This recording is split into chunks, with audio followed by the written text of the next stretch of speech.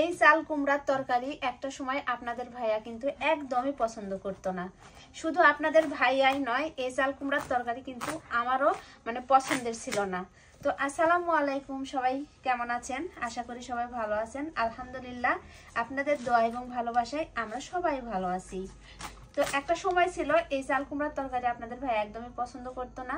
তো কিছুদিন আগে এই চাল কুমড়া আমি বড় মাছ দিয়ে তাকে রান্না করে দিছি। সে তরকারি নাকি তার খুবই স্বাদ লাগছে।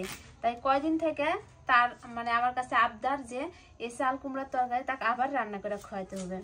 তো এর আগে রান্না করে দিছি বড় মাছ দিয়ে, আর এবার তার কি আবদার জানেন? এবার তার দেশি কই মাছ গোটা গোটা করে দিয়ে এই চাল কুমড়ার তরকারি রান্না করে দিতে হবে। তো আপনাদের একটু দেখাই, এই যে কিছুদিন আগে সে বিল থেকে যে মাছগুলো মারে আনছিল, সেই দেশি কই মাছ দিয়ে আজকে থেকে আমি চাল কুমড়া রান্না করে দিব। কই মাছগুলো কিন্তু একদম দেশি, আর বিলে তার নিজের হাতের মারা মাছ। আপনারা সবাই ভিডিওতে দেখছেন, আপনাদের আমি মাছের ভিডিও দেখাইছি। তো মাছগুলো ফ্রিজে ছিল। তো আজকে তার মানে অনুরোধে না, মানে তার আবদারে তাকে আমি এই যে চাল কুমড়া এই কই মাছ দিয়ে রান্না করে দিব। আর বেশ কিছুদিন হচ্ছে শুধু হচ্ছে আমরা মুরগির মাংস খাচ্ছি, আবার হাঁসের মাংস। অনেকদিন হচ্ছে আমরা কিন্তু গরুর মাংস খাইনি। তাই ফ্রিজে গরুর মাংস ছিল,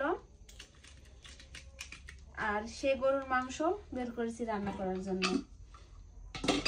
এই যে গরুর মাংস বের করে ভিজায় রাখছি, রান্না করব। তো এখন কিন্তু প্রায় অনেক রাত হয়ে গেছে, আর রাতের বেলায় রান্না করব। আমার মেয়ের মানে রবিবারে অঙ্ক পরীক্ষা, আর এদিকে আমার ছেলে ঘুমাই দিছি। তো মেয়ে পড়াশোনা করবে, ছেলে ঘুমাবে, আর আমি সেই সুযোগে এই যে রাত্রেবেলা রান্না করব। আর শীতের সময় রাতের বেলা রান্না আর গরম গরম ভাত তরকারি খাইতে কিন্তু বেশি মজা লাগবে। তো কি আর করার, সারাদিন কাজকর্ম সাইরে বাচ্চা ঘুমাইয়া দিয়ে এখন লাগা পড়েছি রান্নার কাজে। তো যদিও রান্নাটা আপনাদের আমি আজকে দেখাবো না, রান্না করে রাখা দিব। এই কুমড়োর তরকারি ঠান্ডা হলে মানে বাসি হলে খাইতে কিন্তু বেশি মজা হয়।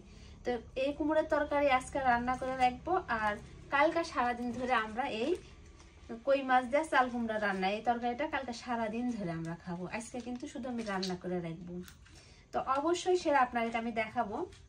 আপনারা তো সবাই রান্না করা জানেন, সেজন্য রান্না করাটা দেখাবো না, রান্না করার পরে খাওয়াটা দেখাবো। আর এই যে দেখছেন এই বীজ, চাল কুমড়ার এই বীজগুলো কিন্তু একটাও ফেলে দেওয়া হবে না। আমার স্বামীর আদেশ, এই বীজগুলা সুন্দর করে ধুইয়া শুকায় তার ভাইজে দিতে হবে। এই বীজগুলা নাকি অনেক উপকারী।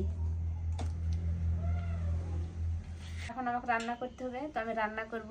যদি আমার ছেলে উঠে যায় তাহলে তো আমার রান্নার 12টা বাজে যাবে। আজকের মতো এই পর্যন্তই। সবাই ভালো থাকবেন, সুস্থ থাকবেন। আবার সবার সাথে দেখা হবে। সবাইকে আল্লাহ হাফেজ।